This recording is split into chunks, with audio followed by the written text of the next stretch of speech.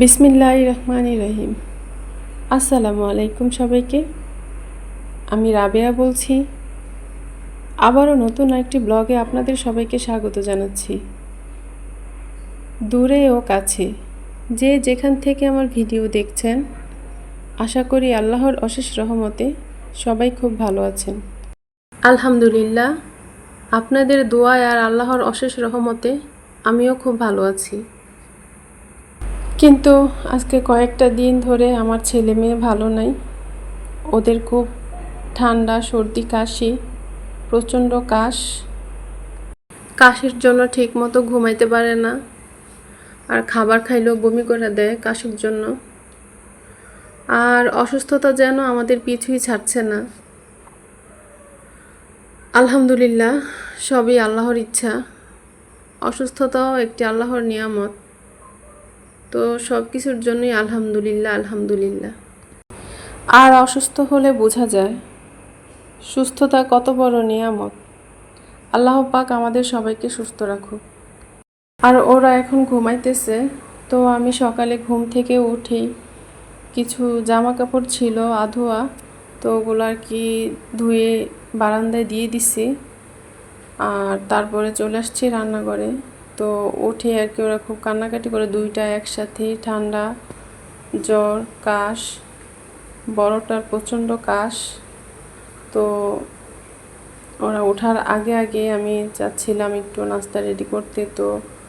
তো ওদের জন্য একটু সেমাই রান্না করলাম। ওদের না, আমরা সবাই খাবো, তো একটু ছটপট আর কি একটু সেমাই রান্না করে নিলাম। তো যতটুকু আর কি খাওয়াই আর কি ওষুধটা খাওয়াই দিব। তো সেমাইটা ফার্স্টে ঘিতে ভেজে নিছি, তাহলে ফ্লেভারটা একটু ভালো আসে। তো সেমাইটা হয়ে গেছে, আর সেমাইটা হওয়ার পরে ওরা উঠে গেছে। তো ওদেরকে ফ্রেশ করাই, আমি বেশি খাই নাই, অল্প একটু খাইছে। দুই ভাই বোন 2 চামচ করে একটু একটু খাইছে। তো খাওয়ার পরে ওদেরকে আমি ওষুধটা খাওয়াই দিছি। ওষুধটা খাওয়ানোর পরে আমি একটু সরিষার তেল দিয়ে আর কালো জিরার তেল দিয়ে রসুন দিয়ে একটা করছি। এটা দেখতাম আমার মা করে, আমার দাদি, মা, খালারা সবাই আর কি এরকম করে আর কি এটা দেয়। তো আমিও আমার ছেলে মেয়ে ঠান্ডা লাগলে এই কাজটা করি। সবসময় করি না, কিন্তু এখন দেখতেছি ওদের বেশি ওষুধ খাওয়াইতেছি, তাও কমতেছে না। তো ভাবলাম এটা করি, দেখি কি হয়, আল্লাহ একটু মাফ করে কিনা। তো আমি রসুন দিয়ে সাথে কালো জিরার তেল আর একটু সরিষার তেল দিয়ে এটা করে নিছি, জাল করে নিছি। নিয়ে আর কি ওদের শরীরে মাখিয়ে দিছি। মাখিয়ে দেওয়ার পরে আর কি আমার ভাই মালটা দিয়ে গেছিলো ওদেরকে। তো এগুলো আর কি পরিষ্কার করে নিতেছি, ভিজিয়ে রাখছিলাম কয়েক ঘন্টা। তারপর শুনি তাদের চিল্লাপাল্লা শোনা যাইতেছে। তারা 2 ভাই বোন তাদেরকে তেলটা মালিশ করে দেওয়ার পরে বারান্দায় আসছে। আসার পরে রাইসা অ্যালোভেরার একটা ডাল ভাঙ্গা ফেলছে, এটার জন্য তার ভাই চিল্লাপাল্লা করতেছে যে রাইসা এটা ভাঙ্গা ফেলছে। তো আমার কাছে আর কি বিচার দিতেছে। আর রাইসার হাতে যেটা ছিল ওইটা আবার রাইয়া নিয়ে গেছে। এখন ওই অর্ধেকটা নিয়ে 2 ভাই বোন আর কি কান্নাকাটি শুরু করছে। তো রাইয়ান এসেও বলতেছে যে তাহলে বাকি অর্ধেকটা ওকে দেওয়ার জন্য।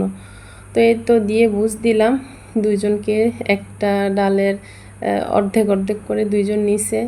তারপরে আমি ওদের জন্য মালটা কাটছি, কাটার পরে একটু সামান্য লবণ দিয়ে নিয়ে আসছি। ফার্স্টে তো ওরা খাবে না, তো রাইসাকে একটু জিহ্বায় একটু লাগিয়ে দিছি, তো একটু লবণ নুনতা টাইপ লাগছে।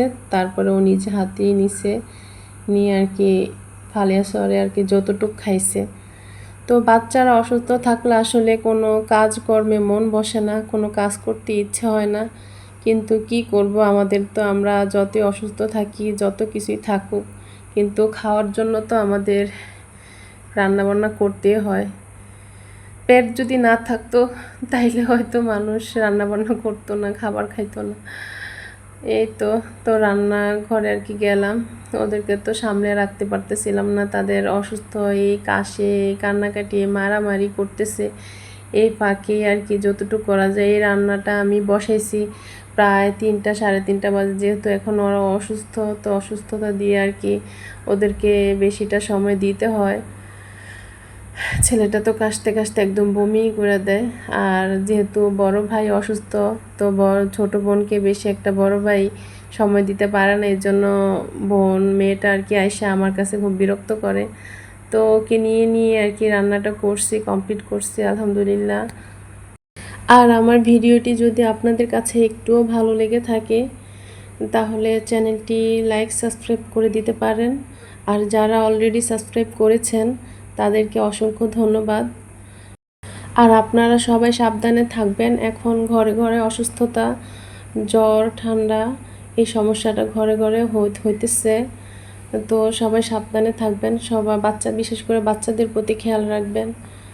তো এই তো আপনাদের সাথে কথা বলতে বলতে আমার রান্নাটা হয়ে গেছে। আর রান্নার আগেই আমি ওদেরকে গোসল করিয়ে দিছিলাম, কারণ রান্নাটা তো লেট হয়ে গেছে, তো আগেই গোসলটা করিয়ে দিছি।